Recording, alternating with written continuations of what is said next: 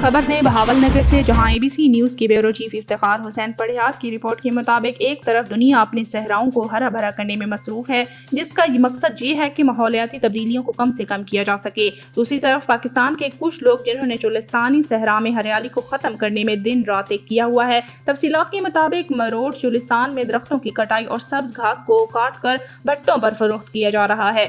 जिला बहावल नगर के दूर दराज इलाकों से कुछ लोग आते हैं और लगातार ट्रैक्टर से हल चलाकर पौधों को उखाड़ते हैं और फिर रोटावेटर से उन्हें बारीक करके भट्टों पर बेच देते हैं। आला अफसरान सब कुछ अच्छा करने की रिपोर्ट पेश कर रहे हैं, कोई पूछने वाला नहीं। चुलिस्तानी लोगों ने हुकूमत से अपील की है कि सहरा को उजाड़ने वालों से सख्ती से निपटा जाए ताकि रूही चुलिस्तान की हरियाली बरकरार रह सके।